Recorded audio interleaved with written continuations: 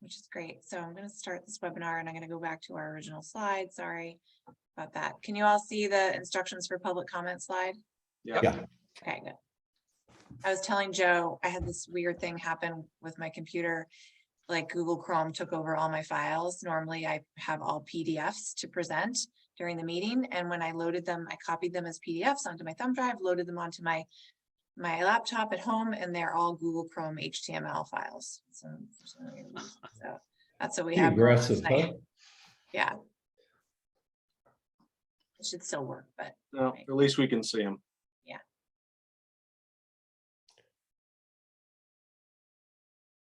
So nobody said they couldn't make it tonight, right? no, I didn't hear from anybody that they couldn't make it. Although our next meeting is on December 20th. So, I mean, it's kind of close to Christmas. I don't know. When are you leaving for, oh, you're not going to be at the next meeting, Steve. You're leaving before then. Yeah, we're leaving, we're leaving on the 17th. Although, let's see, the meeting's on the 20th, so that would be the 21st in New Zealand. Yeah, If we aren't doing anything, I might attend. I think you should try. What time would have that, to what at least time would try. that be for you? It would be like 1 o'clock in the afternoon. Oh, Oh, yeah, it'd be great for them. terrible. Yeah, it's 1 o'clock in the afternoon next day. So Right. Wow, it's amazing. come on, Steve, you'll have chaired the longest meeting ever, and then you'll join from the longest distance away ever. Well, I won't be at the first meeting in January either, because we'll Right. still be there. Yep. But again, if we're just sitting around the house that day, I might join in. Oh, and I know Kim had a FaceTime with her cousin in New Zealand one time. There was no lag. It was like she was sitting in the room with us talking. It was amazing. Wow. Maybe we should try it just for fun, Steve, just to see if the technology works. You could Yes. just like log in and then log back out again. Well, if we're off hiking somewhere, I won't do it, but you know. Okay. All right. We'll count you out and be happily Yeah, surprised. we're not going to see you then. Oh, wait, so are we saying there will be a meeting December 20th or we don't know? No, there will be. Right now, there is one scheduled and we do have at least one agenda item. So we'll have it on December 20th. We were just saying Steve isn't going to be there and I was wondering if anybody else had conflicts that week. I should be able to. Yeah. I should be able to. Me too. Perfect. Yeah, I plan on being there as well. All right, Everyone, I love having a full commission. almost. Almost. Or Charlie is. Maybe we Okay. should do a holiday outing. That's what I was thinking. It's been a long time. It has been a long time. Maybe we can talk about that at the end of the meeting, see if we can schedule something. Yeah. Do we ever think about Paul? Did anything ever come of that? No, it's funny. I sort of feel like at a little bit of a loss about that because I approached the mayor's office about it multiple times, especially right after he retired and even after that. And, they acknowledged it and said they would put something together and it never happens. So, I think Paul may not be well. really? Yeah, Really? my wife is on a committee with his wife. And she said a few things, but nothing definite that things were not, maybe they're better now, but at one point they were not going well. Okay. Okay, All well, right. we don't need to discuss that. No, we How will would you- get, Right. I'm gonna make sure that the mayor's office gets on top of this Yeah, before the end of the year. They need to do something. It's really important, whether it's the city council or the mayor, or at some level, a press release or something. Because there was that article the other day, front page about Bonnie Sontag with 20 years. Well, Paul had I know. 40 30. or so. yeah, 36 Whatever. years. I think. No, I read the same thing, Steve, and I know Bonnie, I love Bonnie, but I Yeah. thought the same thing. I was like, well, hold on a minute. We're talking almost twice as many years of service. Mhm. Okay, anyway, let's move on. It's 6:46. Yeah, So- and Gretchen's not here, but he has a Oh, report. Gretchen's not here. So let's bring this meeting to order. It's the Newburyport Conservation Commission meeting, December 6th, 2022. This meeting's being recorded. First item on the agenda are the approval of the meeting minutes from October 18th. Oh, so long ago. I'll make a Julia. motion to accept them. So we'll do we, first of all, let's see if we have any comments, any Oh, changes. sorry. It's been a while. Yeah, Second, Yeah. All right. Then we'll do a roll call. Steve Moore, yes. David Vine, Yes. Carol Wagon, yes. Dan Warshaw, Yes. Bill Mullen, Yes, and I vote yes. All right, next time, Plum Island updates. Okay, for Plum Island updates, obviously, we've got a big dredge operation happening out in the mouth of the Merrimack River. You may or may not have all been out there and seen a little bit of it with the pipes laid across the beach and depositing sand along the beach and dunes on Reservation Terrace. It's pretty amazing what they've already done so far. And that was with the small dredge. There were 2 dredge machineries and 2 dredge barges as part of the project. They've finished with the small one and they're now bringing in the big one. They've already brought it in. They haven't started it up yet, but the bigger dredge is dredging the entrance channel.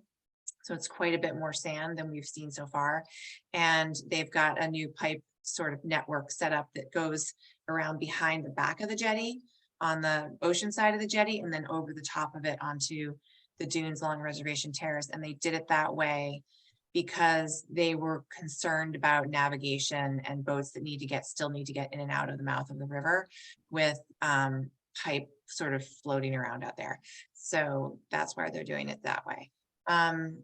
So that's pretty exciting. It'll be interesting to see how much more sand we get from that. Another development is that if you all remember Greg Moore, who works at UNH, he's a professor there and has done a lot of work with the city, NDCR and others on dune restoration. He is going to bring out some student groups to do some planting. It's a little bit late in the season, but he thinks that they can still do it because they have a really healthy batch of dune grass. They're going to do some planting, not on Reservation Terrace, because clearly that's not appropriate at this point, but on the south side of the jetty. So like between 53rd and 57th Streets, where we have that expansive beach. There's some, nice areas where the kids could put in some plants. So they're going to try and get out there in the next couple of weeks to do that. And then of course, eventually we'll also be working with Greg and his team to install new plantings and fencing and signage and stuff like that along the new dune that is created by the dredge. Okay. That's it. Very good. There's not a meeting happening anytime soon, is there? An MRBA. Yeah, No, I haven't heard of anything yet. It's been a while. okay. Nothing scheduled. Julia, did Yep. you see that report that I sent you? Yes, yeah, that's I happened 204. to stumble across it, but did you happen to see inside how long that sand is estimated to stick around? What did they say? 3 years or something like 3 that? years. 3 years. Yeah, So that long? Well, that's good. I know. About 4 million a year. Yeah, I know. It's timing just isn't right with all of this. But that's why I believe, our federal and state delegations are working pretty hard to pressure Army Corps to get something done sooner rather than later, Hmm. You never know. Mhm. I was surprised when I went out there maybe a week or so ago, how much sand is built up on the south side of the jetty. I mean, it's way more than I've ever seen before. I felt the same way. And Oceanside? Yeah, Wow. Yep. Is that from the dredging? no, that's just because the sand isn't going through the jetty to land on Reservation Terrace.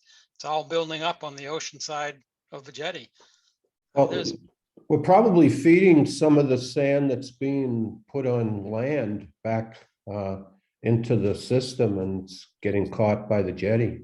Yeah, Yeah, it's probably suspending a good amount. It's just getting thrown up there, right? Yeah, that area started building back up literally the day they finished building that jetty.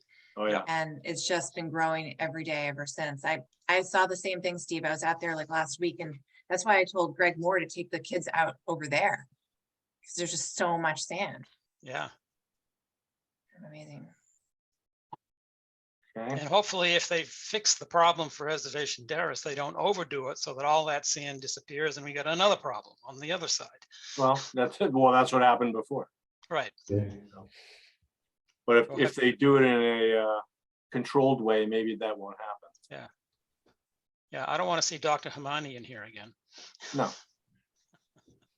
We have to make sure there's a balance at some point. Right. Yes. All right. Good luck with that. Yeah. Don't put that in the minutes. It's Um, recorded. It's Whoops. recorded. All right, then. Since it's recorded, let's move on to certificates of compliance and requests for determinations, et cetera. First item is Chris Skiba, Newburyport Development, 35 to 43 Water Street. Do we get anything from them yet, Julie? We got, not only did we not get anything from them yet, we also got no response or request for a, we got no indication that they would not be here, and we got no request for a continuance. So I'm just assuming that they want a continuance, but at this point, it's been so many months. I think that it would be within reason for you all to push them out several meetings rather than continuing to go meeting by meeting with them when there's literally nothing coming from them in between. Why don't we just take them off the agenda, and when they, Yep. yeah, instead of continuing, if, just take them off and let them start over. Have you approached them, Julia, about giving us something? Oh, yes, consistently. This was the first window between our last meeting and this meeting, and the last meeting not October 18th, but 2 weeks ago. This is the first stretch that I haven't gone back to them and said, hey, what's up? Do you have anything? Do you want to continue? Are you coming? This was the first time that we didn't, maybe because Thanksgiving was in the middle or whatever, and they sort of had fallen off my radar. I didn't reach out to them, but they continually don't also connect with me on this one. So they are reaching out to us about the another project that they're working on, but this one seems to be off of their radar as well. So We need some kind of motion, Joe? Well, we do. We can also, we haven't told them that we're gonna pull them off the agenda right. directly, I don't think. So I would say, move them out a month or 3 meetings. And Julie, if you can tell them, if we don't hear anything from you, we're gonna remove you from the agenda, you're gonna have to refile. Will do. I think that's a reasonable move. Or we can just do it to next meeting and then if they don't get back to us, we'll just pull them off then. Yeah, I'd be more inclined to do that. I Yeah. mean, But just give them a warning and, yeah, and we'll just give them the, whatever, how many weeks it is. Oh, it's just 2 weeks to the next one. We're not going up to next year. Yeah, so I would say just continue them to next meeting, and if, and Julie can let them know, we need information from them by this next meeting, and if we don't get anything, we're gonna remove you from the agenda, and you're gonna have to resubmit. Okay. It's not like it's $50,000 that they have to No, back up either, so, no. Okay. but that's up to you guys. I'm one vote for that. My only concern with that is that if we're, I think it's right to let them know that if they don't give us the information that's necessary to move forward with the application by a certain date, then they're going to be taken off the agenda. But 2 weeks is a little tough because we need it before 2 weeks. We would need it before then. And I just feel like we're going to do that kind of negotiation, that maybe I want to give them a little extra time so that you can say, look, you need to get with your lawyers and you need to provide and find and, write up this information and get it to us, or you're going to get taken off. Maybe they need 3 weeks to do that. Maybe they need a little more time because it's holidays and because they got lawyers involved. I don't know. Yeah, well, then, yeah, and that, I wasn't even thinking about the deadlines for submission, so. Yeah, so I'm For me, thinking the- maybe Well, a but- January meeting or a second meeting in January. But the fact is that they haven't even replied to you. So, I mean, if they reply and say that they still need to continue it, that's one thing. But if they continue not to even reply to you, then I wouldn't continue them after that. Oh, after that, yeah. Yeah, if we do it like, move them out 2 meetings and they don't reply or they don't give us anything, then they're off the agenda. Yeah, I would I say. think so. I think that's, So maybe the first meeting in January? yeah, I think that is what date? January 3rd. I mean, that would be tough too, between Christmas and New Year's. Basically, even lawyers don't work. But all they have to do is respond. Right. Well, No, yeah, it's more than that though, because they've been responding the whole time and saying, oh, we're not ready, continue. Oh, we're not ready, continue. We just want to know whether they're ever going to Right. give us this information. And if they're not, they can keep asking us to continue forever, but that doesn't make a whole lot of sense. Yeah, What so if we- what if- if we don't have proof that they own the land, then they need to just drop it. Withdraw. Do you want to say till January 17th? That's the second meeting in January. Gives them over a month. Fine with me. It's not like we're Yeah. not gonna give them enough heads up. yeah, let's go with the 17th. And Julia, in that same email, you might want to ask them how they're doing on their Chapter 91 license for Yep. the Tuscan Grill. Yeah, I have a meeting with them next week about the Goat, that restaurant that they're putting in down there too. So I'll talk about all of this with Chris Skiba then. But the message on this one will be that the commission is continuing this RDA to January 17th. And if they don't provide the information on land ownership before that meeting, then and need to continue again, then the commission is just going to take it off. You know, what's that, proof of standing or something? Yeah, I You don't, know. I don't know, but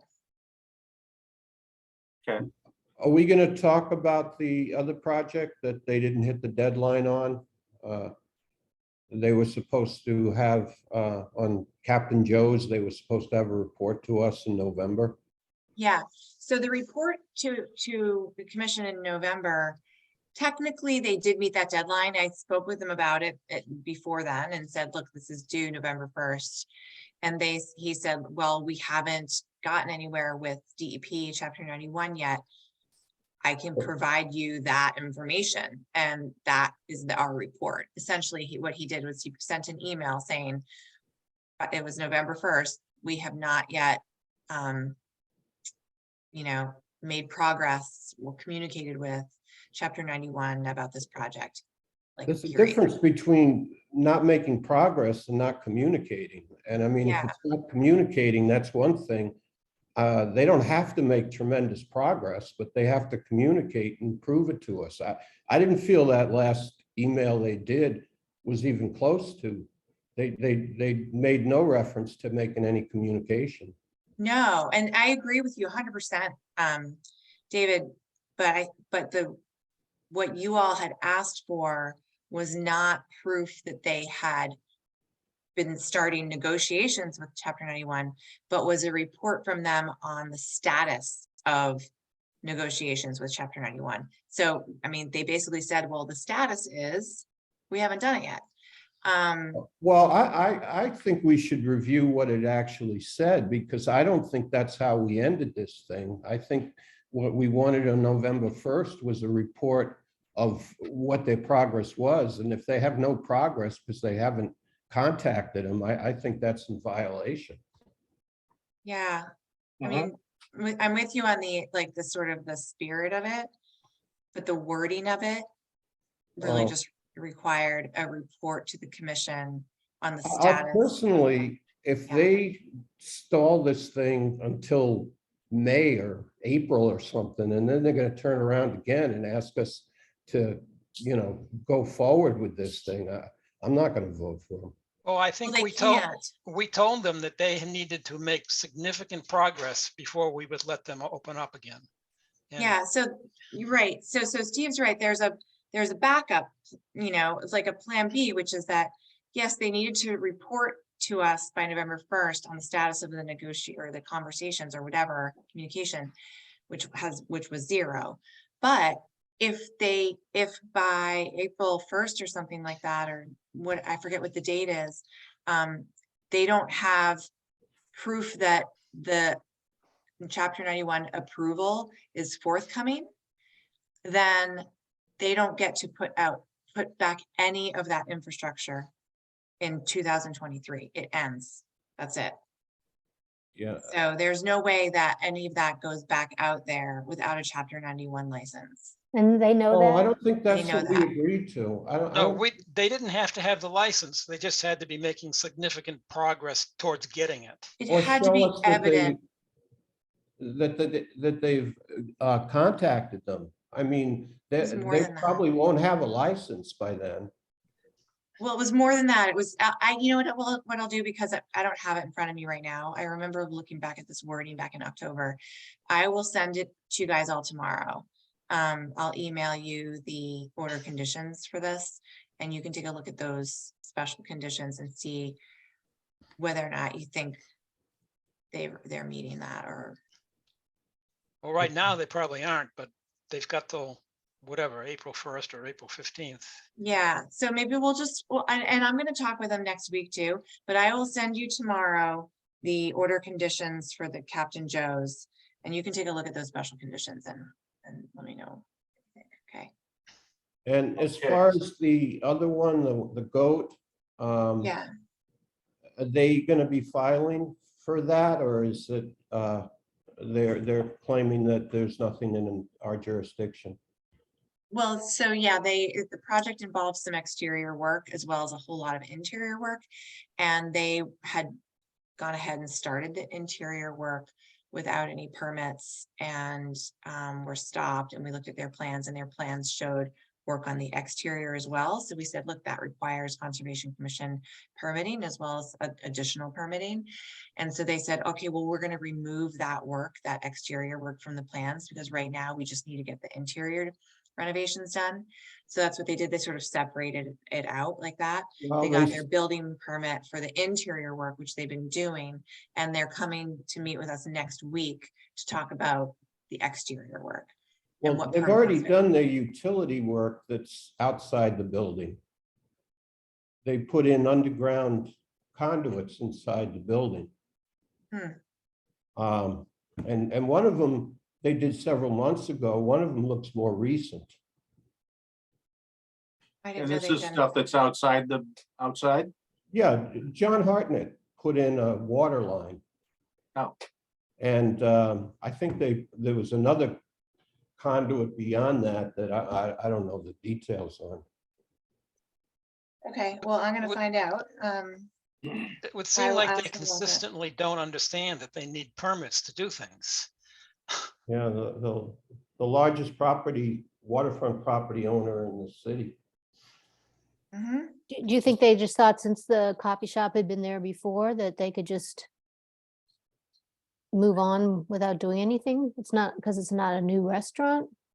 Well, anytime you do anything, I assume it's fairly significant what they're doing inside. Everybody knows you need a building permit. Yeah, well, I yeah. mean, you do something in your house, you need a building permit. Yeah, it's more than just. It's the basics on some of these Yeah, things. there's something going on, but why don't we move on to the folks who actually did show up today? And Do we want it? We need to continue this. correct. You- So I'll make a 17th? motion to continue to January 17th.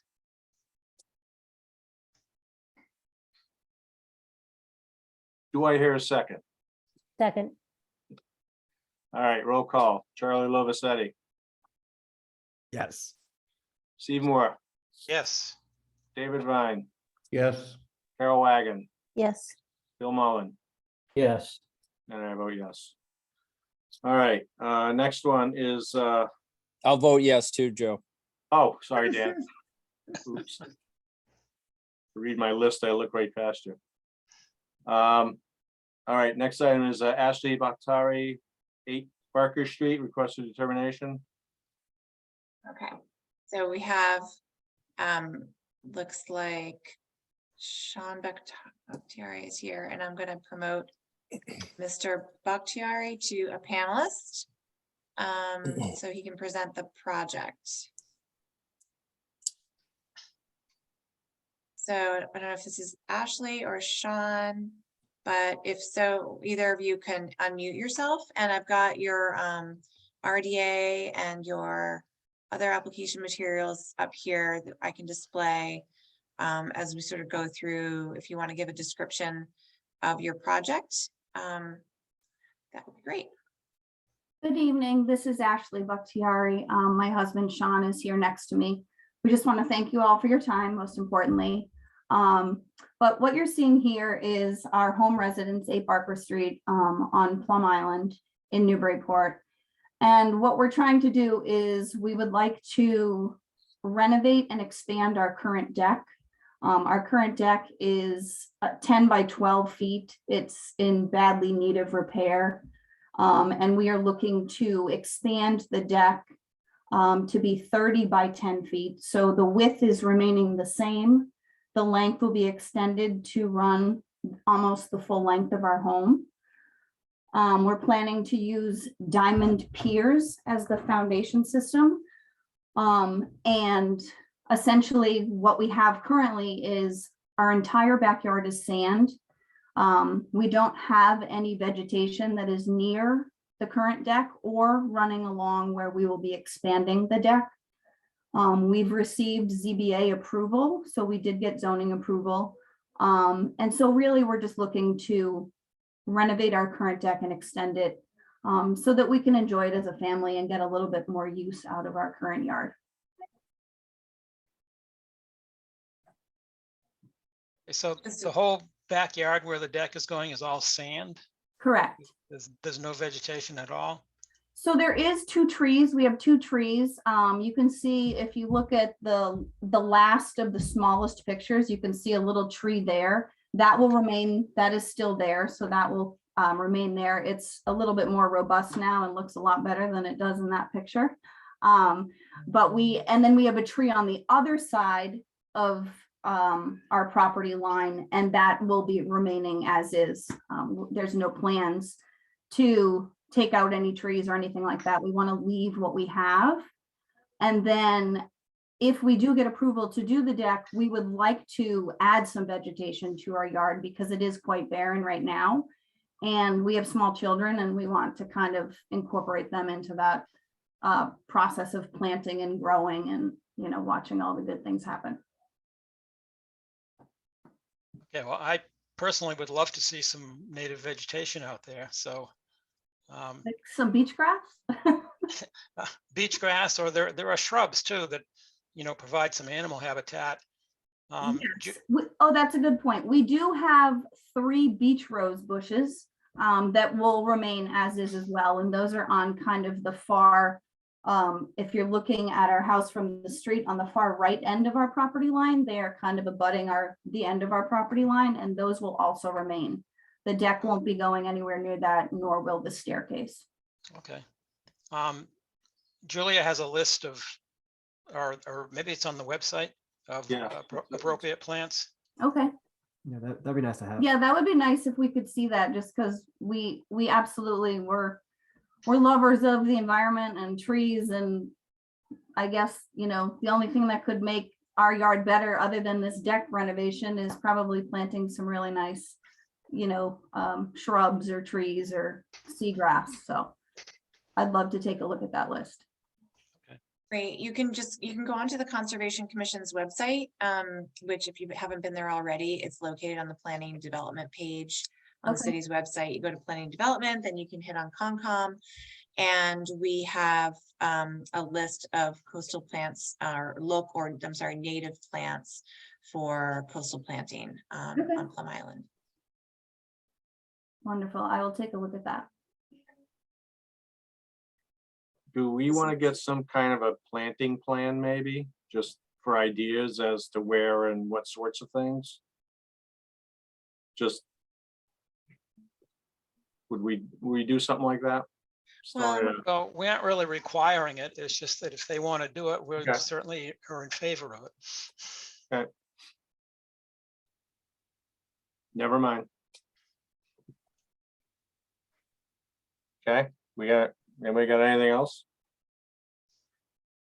Nothing else from me unless there's any questions that I can answer for you.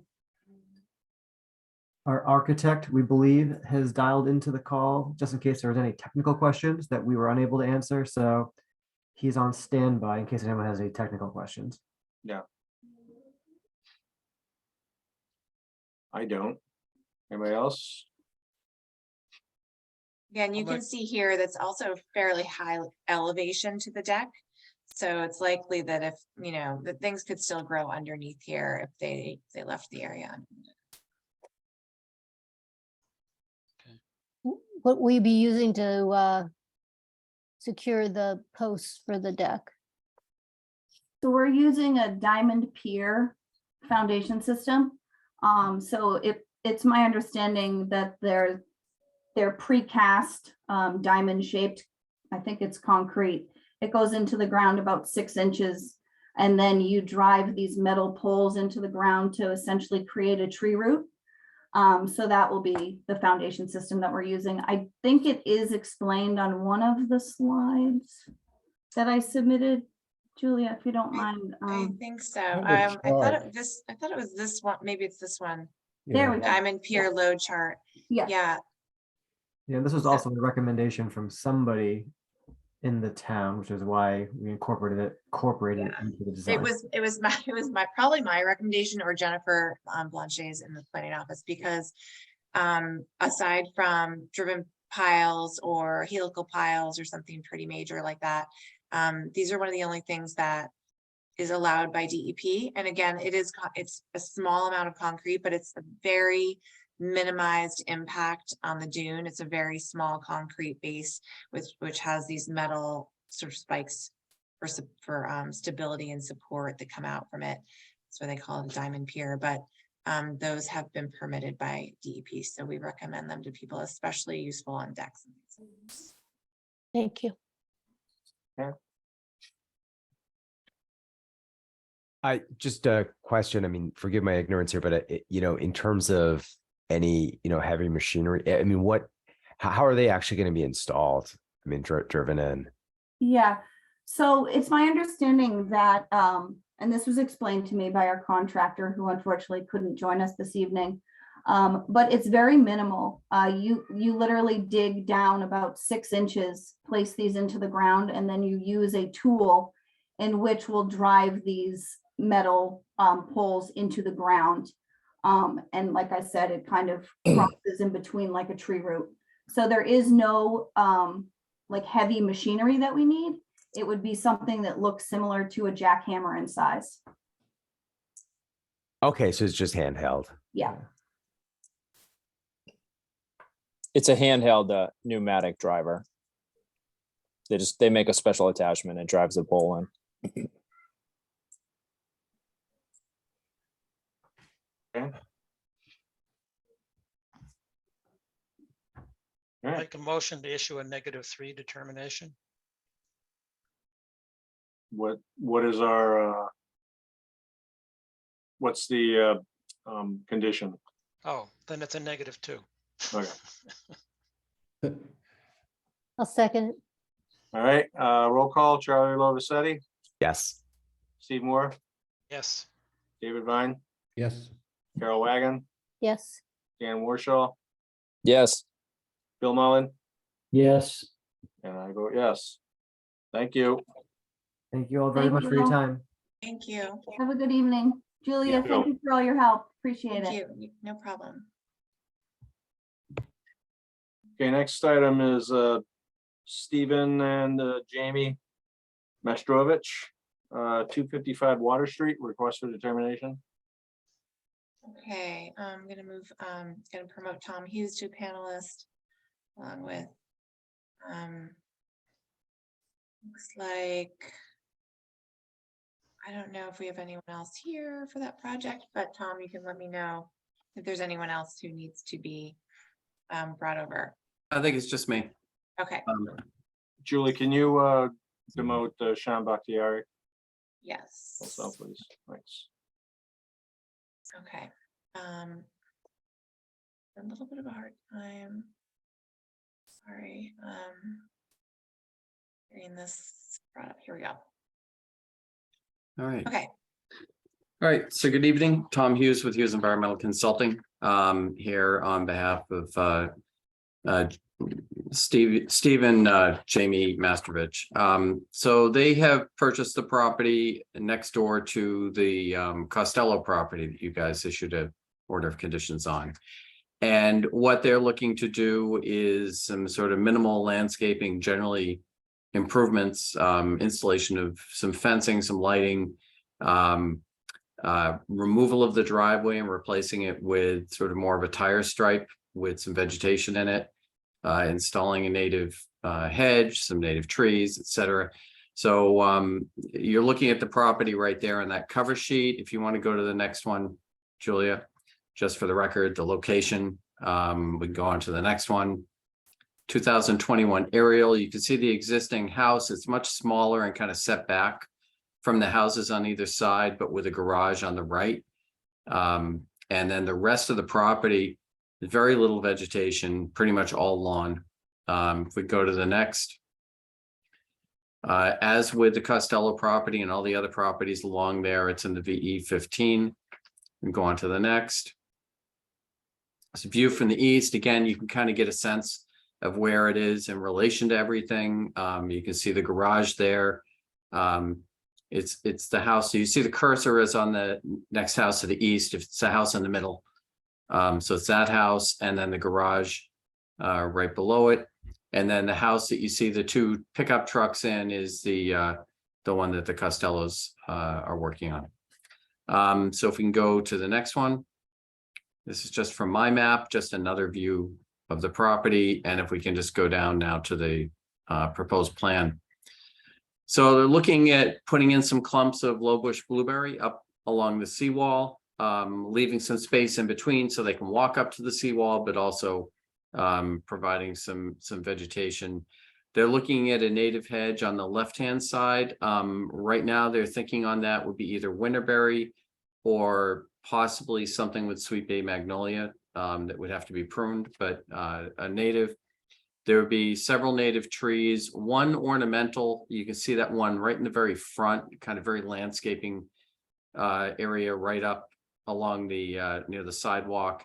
That would be either like a Coosa dogwood or a weeping cherry. Over to the left a little bit, Julia. Yeah, right there. No, look at the one with the dot in it, right above the Just 60. below. Oh, this one. Yep. No, no. down. Down here. Right, yes, right there. Okay. Kind of in front of the house up along the street. They want kind of a small tree. And they'd like to be able to put in something that's not aggressive, you know, still would have some value, but just not be a native. Everything else they're looking to do would be native. The little asterisk type things with the red lines going to them, those are lights. So the little lamps, and the red line is the route for ditching in the wiring for that. You can see there's I think 4 total lights. There's 2 on the left of the house, 1 in the front near the drive, and 1 in the back along the drive. Then they want to put in something to basically be able to walk to the bulkhead and then up to the water spigot. Right now it just kind of becomes a muddy mess in that area. So basically that apron of brick there, but they're also, as you can see, removing some significant amount of the paved driveway and putting in, they're thinking right now they'd like to use clamshell for the tire stripes. So they'd be 3 feet wide with essentially a 3 foot gap in the middle that would be vegetated. The garage is being repaired and some windows popped in. They have been doing some repairs to the structure. In addition, they did get approved to put in dormers up on the top, but there's no horizontal expansion of the structure proposed. They're really just doing repairs and trying to improve the landscape, you know, and the sort of livability of the property without massive expansions or anything like that. So it's just a whole bunch of little things. You can see also the proposed fence that runs along, and I think they're looking at an open sort of picket style fence for that. We'd be happy to provide, you know, whatever the fence design is to Julia before it gets installed. We come across to the house right where the cursor is there because they do have a dog and they want to keep the dog in the yard. So it goes from the, you can see where it runs kind of from the seawall back to there over to the house. And then it also does continue down to the street and runs along the street. And then it's over on the other property line back behind the garage. And we close off to the garage right in the back of the garage, right there. So that essentially gives you the dog yard area, and you can see, I think that there's a fence with a gate across it that goes across the proposed brick right there. So I think the only other thing is they want to put 12 inches of wash stone around the house perimeter to just get the splash from water that runs off the roof. Again, all pretty minimal. We'd ask that you approve this with a negative. They may want to add some additional native plants, but for now, this is kind of what the current plan is. But Jamie is, you know, getting very excited about the prospect of doing an awful lot of native plantings. And the more, you know, she's looking at the plant lists I've given her, you know, the more she's thinking she may actually want to do even more native plants, but I'm sure that wouldn't be a problem with you guys. This is 257 Water Street, is that right? No, 255. 255, okay, I couldn't read it on the thing. Okay. It's so relocated copper roof from 257 water. So there must be a copper roof that was on 257, I guess is what that is. Yeah, no, if you see right in the middle of the house, it says 255 water. Oh, yeah. That must be something on the architect's plans. Jamie is very much into sort of using reclaimed materials, and it may be that she's got her hands on something somebody's taken off a neighboring house. So they're not changing the footprint at all of any of the buildings, they're just. Yeah, no, it's just all improvements. You know, it's I mean, it's the only expansion of space is by putting in dormers upstairs.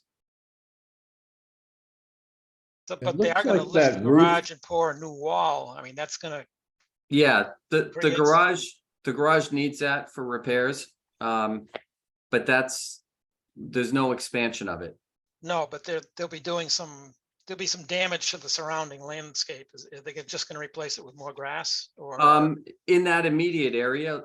However, Jamie's very, very high energy and very into doing more native plants. So I wouldn't put it past her to over the winter come up with a plan for putting, you know, maybe even a native perennial bed or something in there. But for right now, the plan would just be to replace as is with what's there. But I think you can clearly see from this plan, there's a pretty large increase, you know, several native trees, a native hedge, the low bush blueberry. There's a significant increase in native plants on the property. Are those low bush blueberries, are they salt tolerant enough to? Yeah, absolutely. Yeah. Okay, Yeah, no, if you think about where do you see low bush blueberry, you see it up in the mountains and you see it on the coast of Maine. Yeah. Yeah. No, and they love bright sun and they can tolerate salt. And in fact, you can get them. There's a few nurseries up in Maine that sell them by the pallet as a sod. So, you know, I'm going to encourage her to use the sod product because you just get a couple pallets, get delivered, and you lay it out and it's like a carpet of blueberry.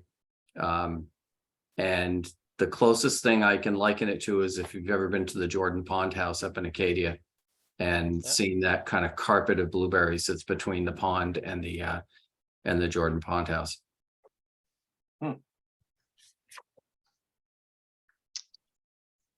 Tom, out of curiosity, what is the clamshell? What is it? So the clamshell will be for the driveway. So you see it an awful lot out on Plum Island. It's a great surface. It's an alternate to using gravel for roadway. It's pervious. And because the clamshells are more two-dimensional than stone, they tend to make a harder surface. So your tires don't sink into the ground. It doesn't rut as much. And because it's a natural kind of pH buffer, it's actually good from a water quality standpoint. It's crushed. It's crushed Clamshell? clamshell, yeah. Oh, Yeah. it is. Okay. Okay. Yeah. Yeah, if you drive out on Plum Island and drive around, you will see, maybe 20 to 30% of the driveways in some areas are clamshell now. And Okay. and I always encourage it. I think it's the best product to use on Plum Island for a number of reasons. One is Okay.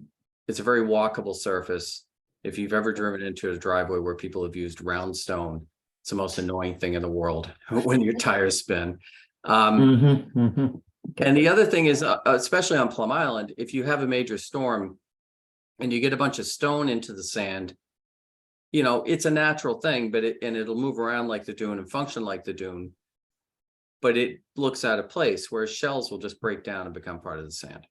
So I always encourage it for my Okay. clients on Plum Island, and I think along Water Street, it's something that's used quite a bit on the coast, and it's a good product. It's certainly better than pavement. Okay, thanks. I didn't know that. And then the only comment I'd have at all, you did mention a proposed fence, and you did mention picket, but being in a V zone, you probably definitely want something open.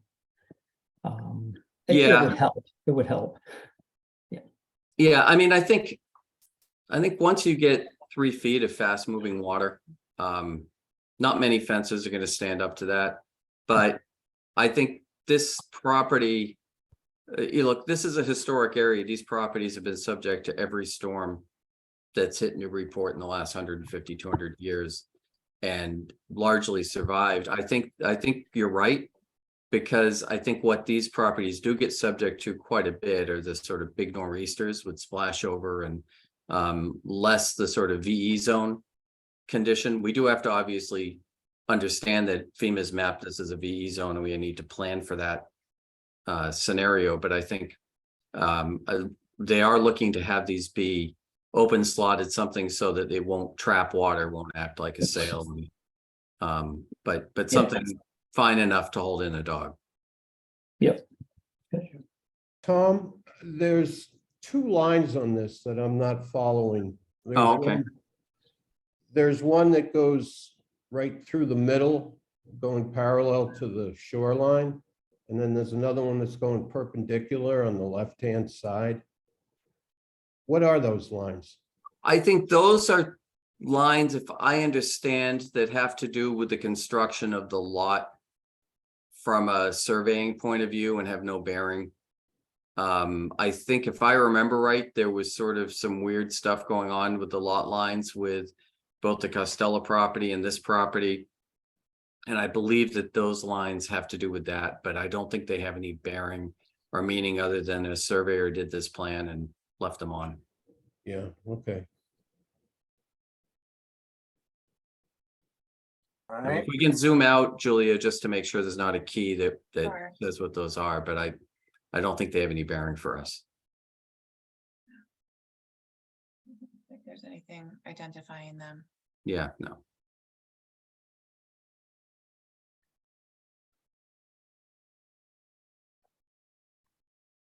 okay. Do we have anything else?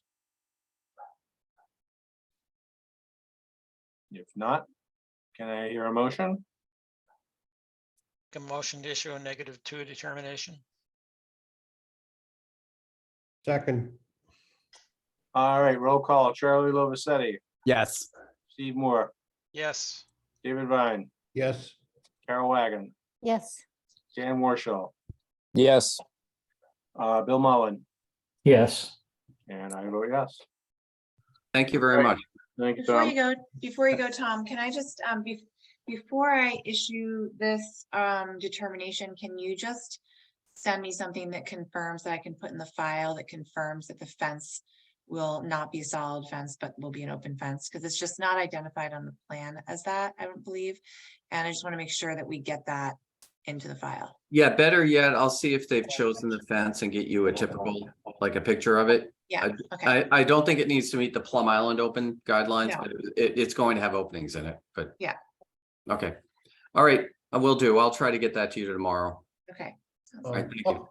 One other thing, and I don't look at it as a condition, but if there is additional plantings and so forth, if you modify what you show, you should get back to Julia on it. Yeah, maybe, yeah, we certainly can do that. Maybe Julie, if you just want to put it in, if you issue it with a cover letter, you could just basically note that any additional plantings, Yep. please provide to the commission before or to you prior to them going in. Okay, okay, great. Awesome. Okay. All right, again, thank you very much, guys. Have a great night. Thank you, Tom. thank you, Tom. Okay, that's it for that. We have no public hearings. So on to enforcements and violations. Okay, in this category, I have to first say there is one error, number 3, that should be removed. 676th Street was not a violation. I spoke with that people, that was an error. So it's 255 Northern and 270 Northern. And just to give you a little bit of background, we received a call from a neighbor who said, here are some properties that I know of that are near me that have very recently installed these brand new fences that are not compliant with the Plum Island regulations, and please do something about it. So, I drove out there and I took a look, and indeed they are, let me see if I can find these here. Well, here's our fence guidelines, just as a reminder. These are examples of fences that meet the guidelines: open split rail with, sort of mesh at the bottom to keep animals and pets or in or out, modified stockade, this type of thing. And these are fences that do not meet the guidelines. So the fences that were brought to our attention at these two properties, this is 255 Northern, and you can see this is the new fence. There are openings in it, but it is like that shadow box style fence, if you know what I mean. It's sort of like layered planks on either side of the supports so that air can get through, but there's nothing else that can get through. That doesn't meet the guidelines. And then this is this essentially the same style fence, and this is the 270 Northern Boulevard one. So I sent them each a notice of violation, and I believe that maybe Lee Lane is here tonight, and I'm going to move him over to panelist to discuss his property. I don't think the other property owner is here, but I guess the question is sort of what to do about these. The other thing I did was print out this aerial photograph, because on both of these properties, you can't see very well, but I'm going to zoom in as best I can on this imagery. It's really hard to see. But so for instance, this is 270. Right here is where the fence is. So this is their little parking area off of Northern Boulevard. And the fence kind of runs along here and then around the back.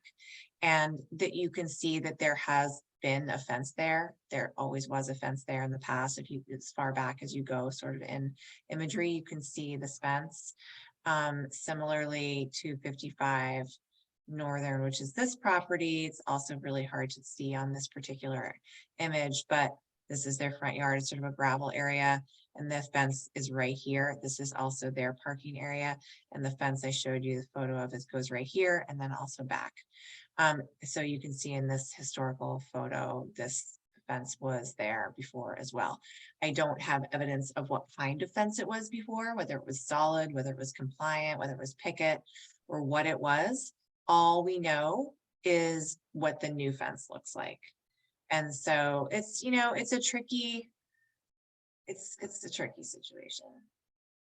But, we were compelled to issue the notice of violation because we had the evidence that these fences had recently gone up.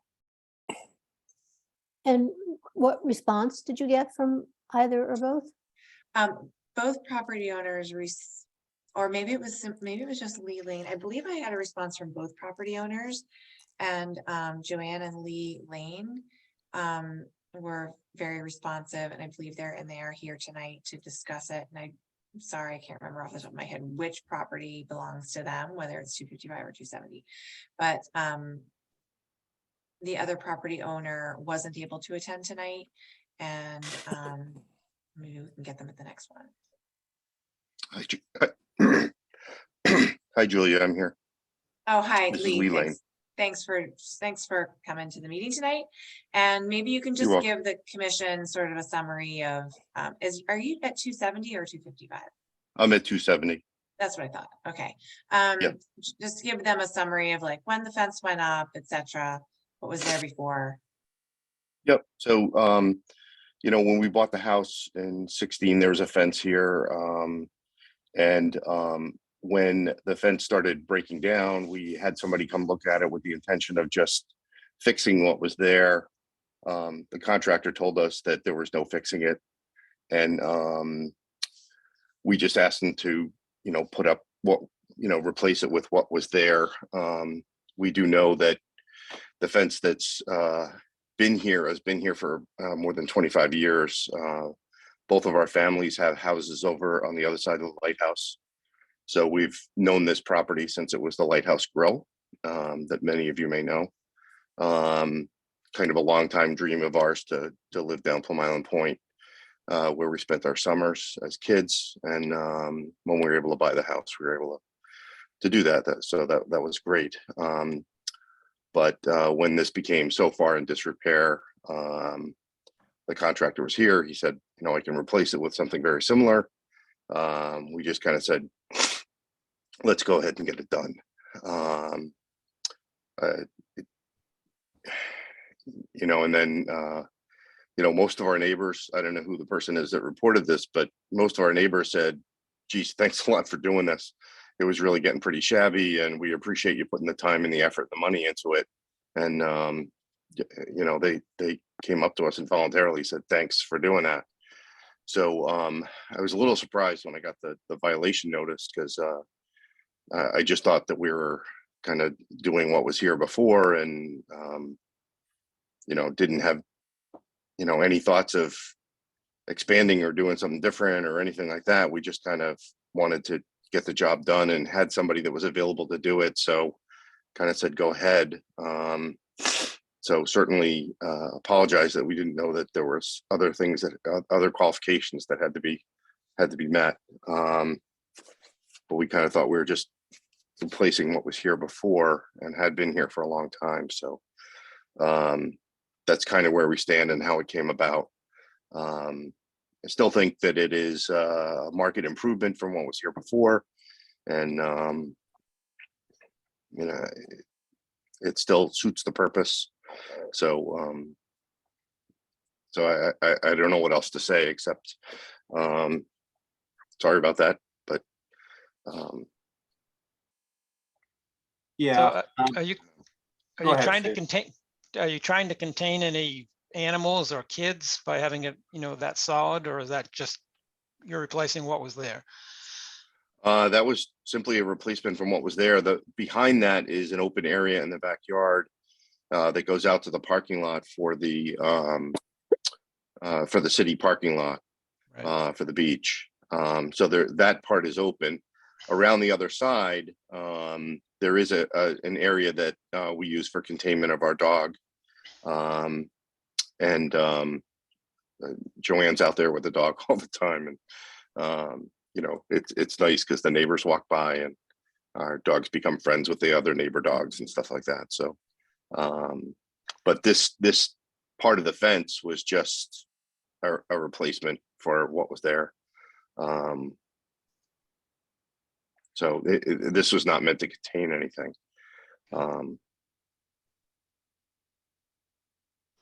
Yeah, the problem is we don't allow shadow box fences mainly because they are, as far as our whole deal is allowing sand to move. And shadow box fences are essentially solid fences anyways, and the, you know, our rules are at least 50% open from 2 feet up and 80% open from 2 feet down. So I know in previous situations, people have taken out, they basically have to at least take out one side of the shadow box. And that I'm not sure that with this, it's even 50%, but at the very least, one side of the shadow box is going to have to come off. And the bottom part's going to have to get opened up too. Unfortunately, we need to allow sand to move as much as we can out there, and this just is essentially a impermeable surface for the sand. So that's basically what's going to have to happen to both fences. You're gonna have to take off at least part of it, and we're gonna have to approve whatever is left over. Yeah, I'm wondering if there's some way they can cut a couple of those pickets at the bottom or somehow modify the bottom so you can get your 80% in. Well, there are ways to do it, I'm sure. Yeah, yeah. But Julia, do you know if a fence replacement requires a building permit? I believe that it doesn't, and that's part of Yeah, why that's this the problem. Yeah. happens so often, and it puts homeowners and puts us in a bad position because they haven't had to get any other approvals, so it slips through the cracks essentially. Whereas anything else that needed a building permit would immediately get sent to Concom and up to planning for review to make sure that all the other guidelines and regulations were being met. But fences don't go through that process. So for the most part, and certain times they do get looked at by zoning just to make sure that they're not impeding traffic or blocking rights of way or things like that, but otherwise they don't get reviewed. So people tend to not know, even though down in the building department they have our fence guidelines, and our fence guidelines are posted and they're posted online as well, but if you're not coming in to look, then you don't see them. Yeah, it's pretty annoying that the fence companies are either clueless or they do these things and then they get to come back and fix them after they've installed them. But the fence companies should have a clue in all this too. I did send our fence guidelines to each of the fence companies this year, directly to all of the local fence contractors. So I don't know if that made a difference or not, or maybe it will hopefully make a difference moving forward, but it's just not. Yeah, so basically, Lee and Joanne, you're gonna need to sit down and discuss with Julie what you plan on doing for this, because we really can't allow it to stay, and come up with some sort of plan going forward to remedy it.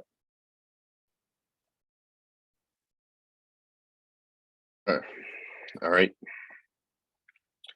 I'll have to call the fence guy and see what he can do. And then my next step is to talk to Julie. Yeah, Uh, so I would yeah. think maybe talk to your fence contractor and let them know that, these guidelines were overlooked and that the fence doesn't meet them, etc. And that it needs to be made more open, at least 50% open, above 2 feet.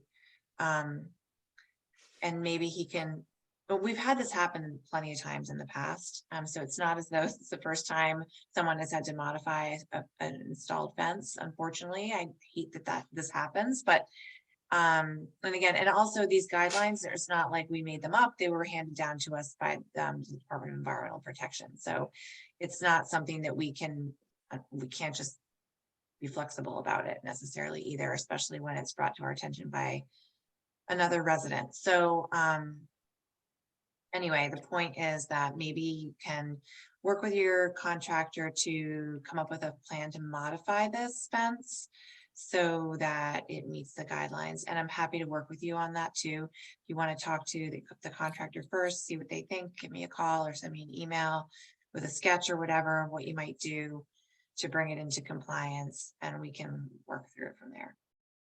Okay. All right, I'll give him a call. Okay. All right, thank you. Thanks. All right, bye. Bye.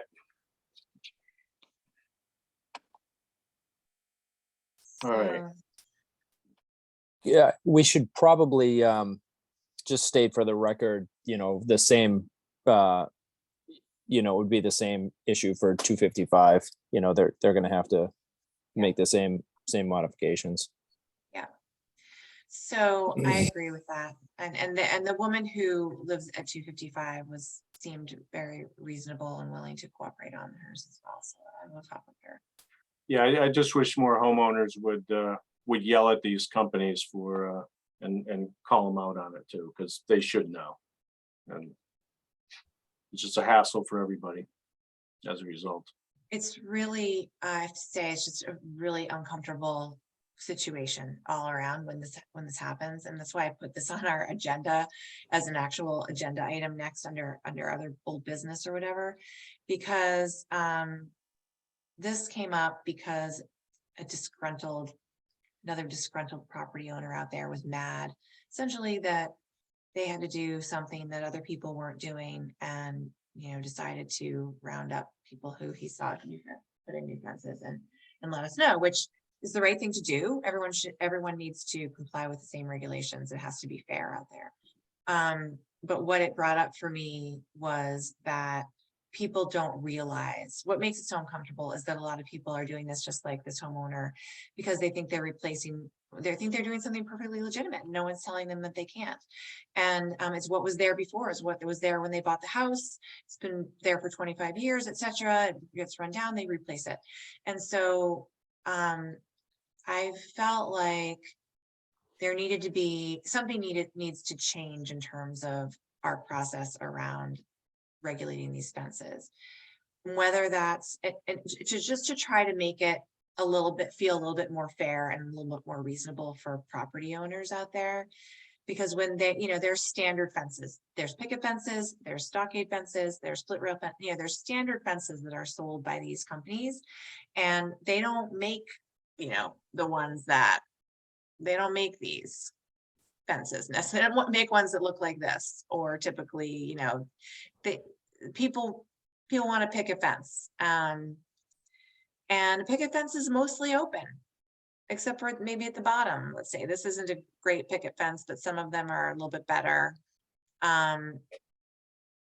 But then it's not as open at the bottom, or they have the lattice at the top. And anyway, I guess I just wanted to talk with you all about what you thought, whether or not you thought, number one, there could be any modification to our fence regulations that might make it a little easier on homeowners to replace their fences. So if someone had a picket fence for 30 years and they want to replace their picket fence, and they replace more than 10% of it with a picket fence, that they don't then have to replace take that down and replace their entire fence with something totally different that complies. Like, can we allow a picket fence, let's say, if there was a picket fence there before, or something like that?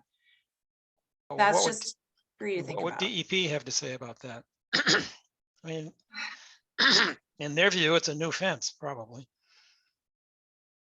Yeah, well, Well, DEP it is a new fence, but yeah, they don't get involved that much anymore. But for Yeah. instance, our fence guidelines say that if you're replacing more than 10% of your fence, you have to replace the entire fence with a brand new one that complies.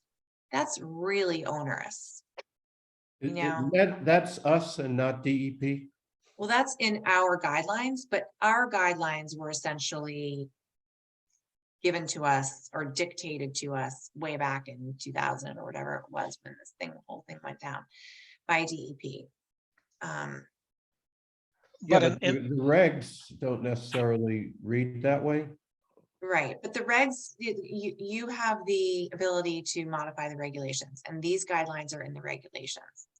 well, but DEP's regulations. No, these are not in DEP's regulations. These are in our local regulations. But what our local regulations on Plum Island were sort of, as Oh, far that's as the way good. I understand it,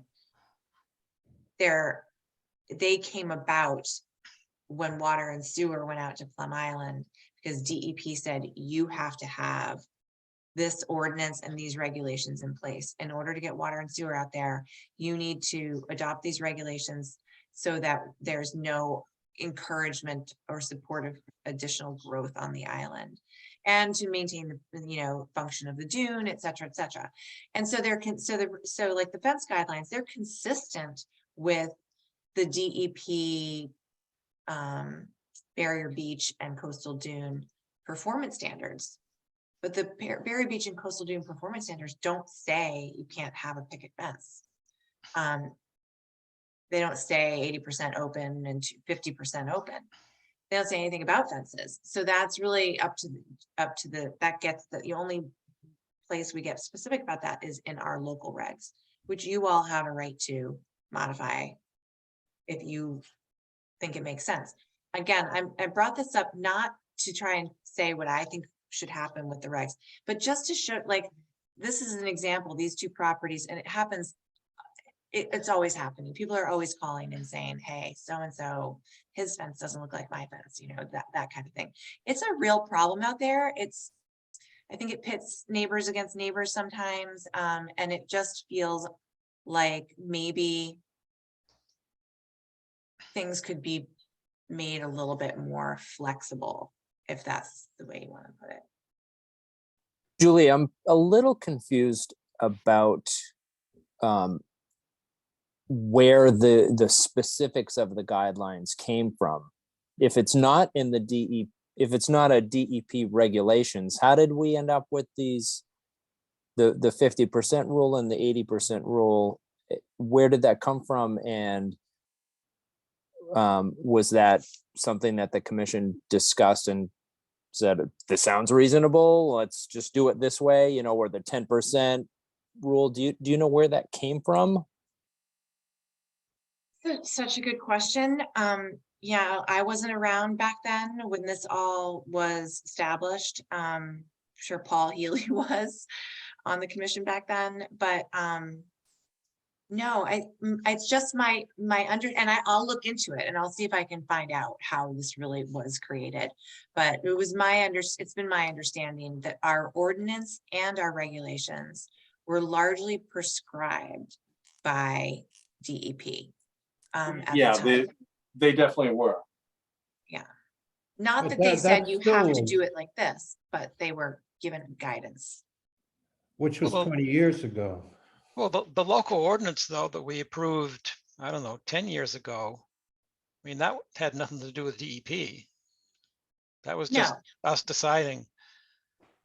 Right. So where, is there another set of local regulations that prescribe the 50% and 80% for fences? Or- yeah, so the way the sequence of events, again, as far as I understand it, is that until I think it's 2001, until around then, we just used the Wetlands Protection Act. There was no local wetlands protection ordinance or regulations in Newburyport. It was strictly the WPA state regs. And then when the city put water and sewer service out to Plum Island, they had to get permits from DEP. We got funding from the state for it. It was a massive sort of state supported endeavor. And they said, you know, you can do this. We'll help you get water and sewer out there because it's a public safety and a public health issue not to have it. Under the condition that you, Newburyport, and the town of Newbury adopt a local wetlands protection ordinance that applies, and at the time it applied only to Plum Island, not to the rest of the city, just to Plum Island. And it was very prescribed, and that's why ours like pretty much exactly matched Newbury's, because they basically told us what they wanted in it. Again, I wasn't around then, but this is how I understand that it went down. And then, so that was like the Plum Island regs, and it was also Plum Island overlay district. So it was in zoning as well. Zoning and conservation had these new regulations on Plum Island. And, you know, everything had to be elevated 2 feet above base flood elevation, et cetera. It's everything the same as what we have now on Plum Island was prescribed back then. Then in like 2012, we created our own citywide ordinance. So we basically took what we had and we expanded it through to the rest of the city and added a whole bunch of new stuff for the rest of the city. And that was strictly what you all wanted to do. That didn't have anything to do with DEP telling us. But what they want. the fence stuff was prescribed by DEP at the time. Yeah, I believe Okay. so. Otherwise, I don't know how we would have come up with that. I'm being rude and looking at this whole write-up that has all the stuff from when the ordinance came into effect, which Okay. is why I'm looking down at this. And I'm trying to look up the if the regulations are in here too. I'm seeing the original ordinance, but not the regulations yet. The But other thing, I'll look through this too.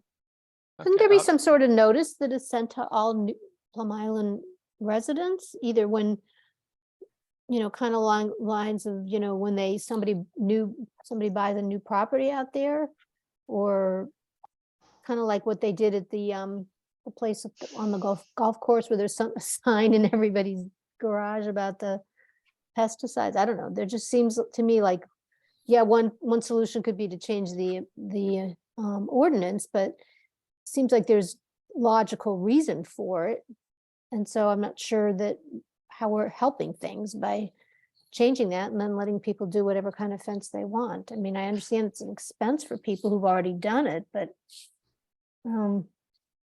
yeah, I agree, Carol. And it's funny that you bring that up, because I had that exact same thought process. I was like, this has to end. This has to be better. It has to be more fair. People don't know that they're not allowed to. They don't know these fence regulations. Posting them on our website, posting them around town, and etc. That's not, and I send them out in mailings and stuff, but it's not getting to everybody. So I actually just printed out 500 envelopes so that I can send these fence guidelines and our Plum Island homeowners guide to every Plum Island household, because just to get it out there. And I'm kind of planning on doing it every year.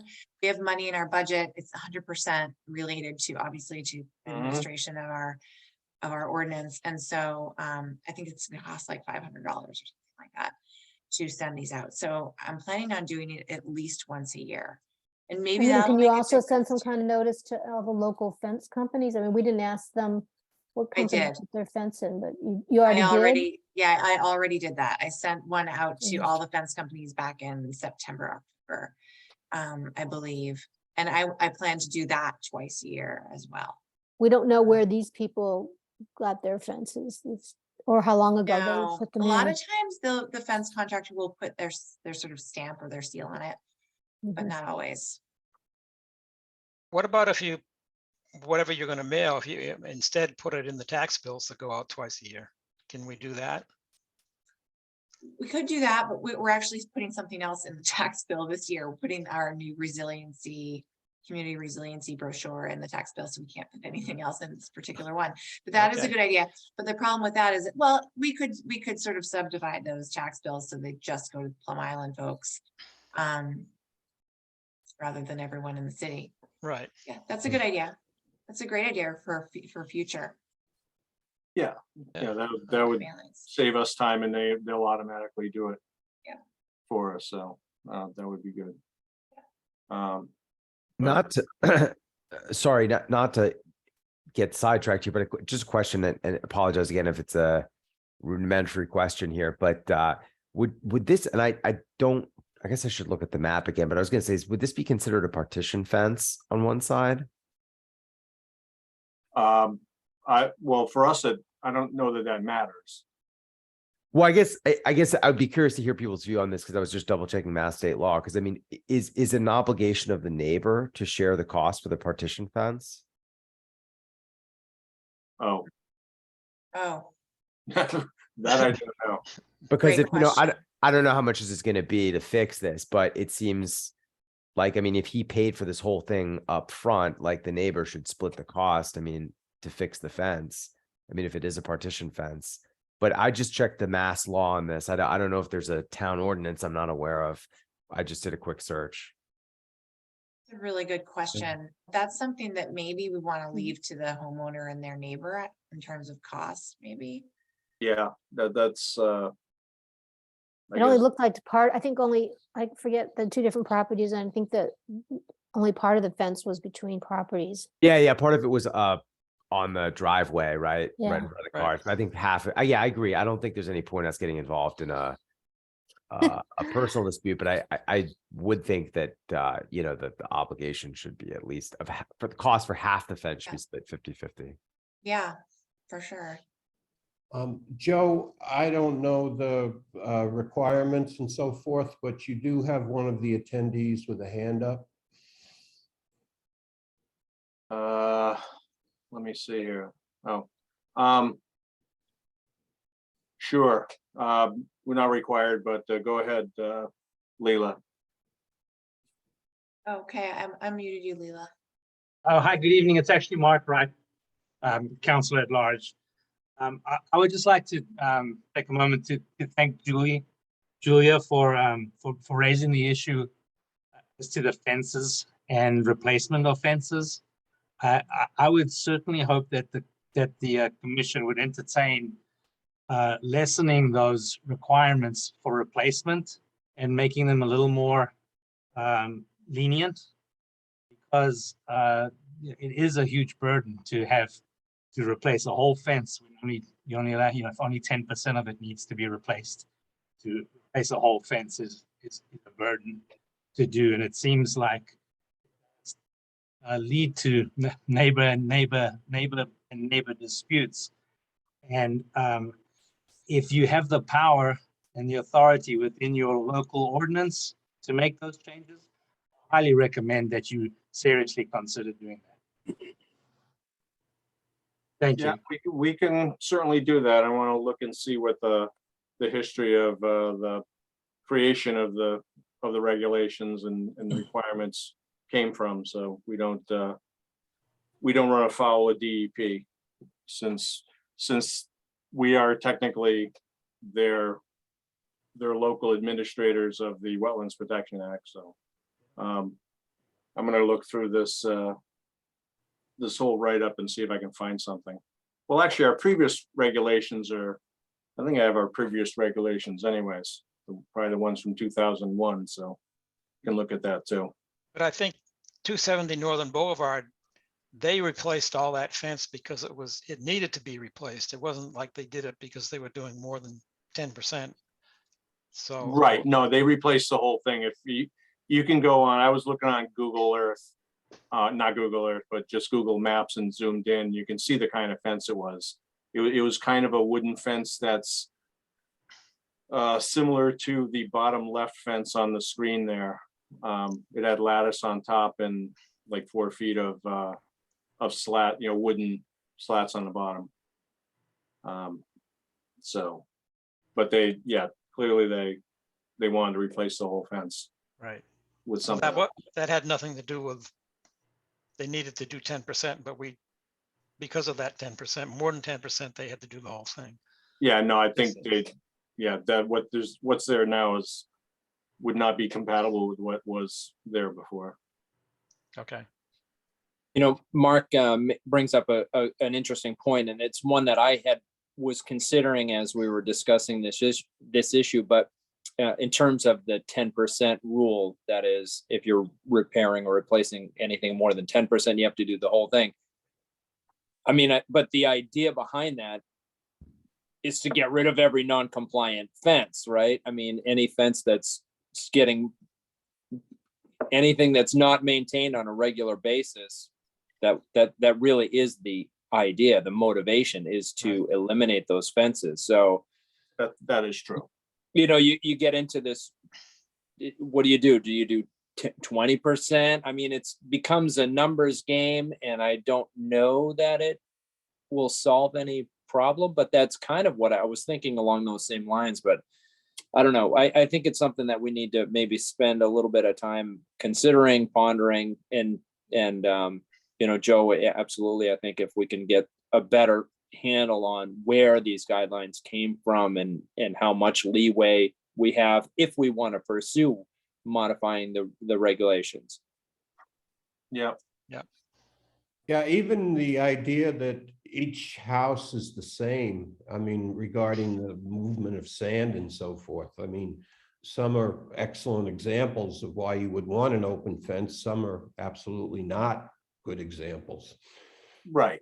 But the whole island's a barrier island, so it's all the same requirements for everybody out there.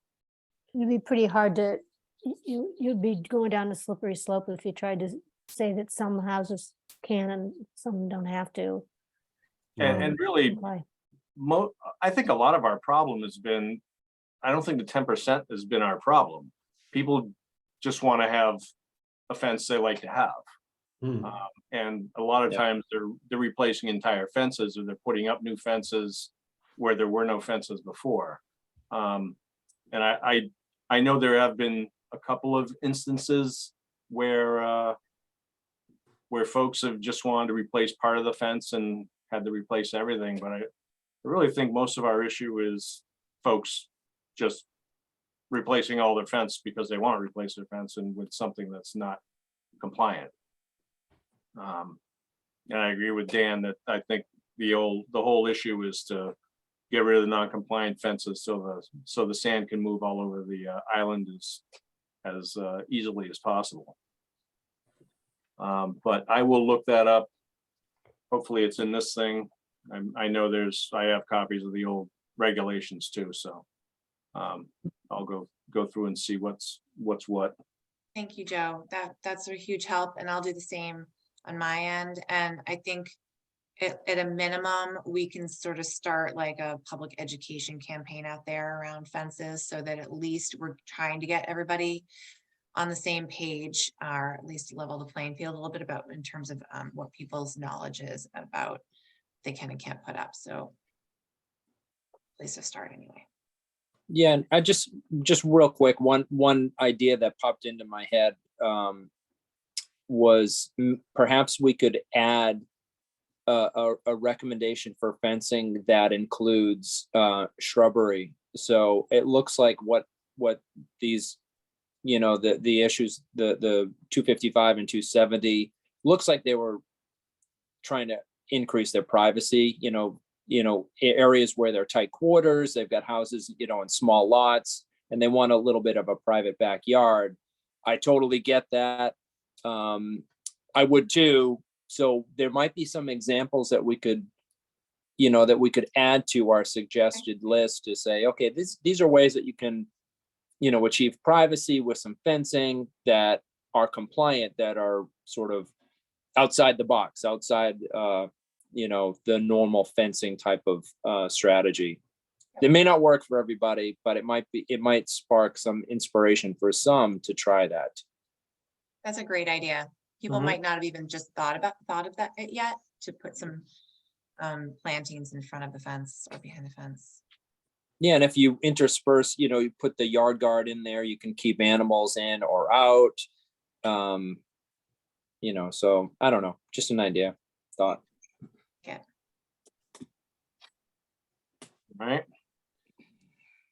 All right. We have anything else? motion to adjourn. Second, Roll call. Charles Lovasetti, Yes. Steve Moore, yes. David Vine, Yes. Carol Wagon, Yes. Dan Warshaw, Yes. Bill Mullen, Yes. and I vote yes. Stephen, have fun in New Zealand. I will. Yeah, Thank wow. you. Great trip. All We'll right. see you when we see you. Bye. See you next All year. right. Oh, yeah, maybe we'll see you from there. Could Come on, be. dude. You gotta do it. No hiking on that Tuesday. All right. See the rest of you on the 20th, and maybe we can do a little get together or something after that. Okay. Oh, yeah, okay. And I wanted to say I was sorry I was late. We had some drama in our kitchen tonight.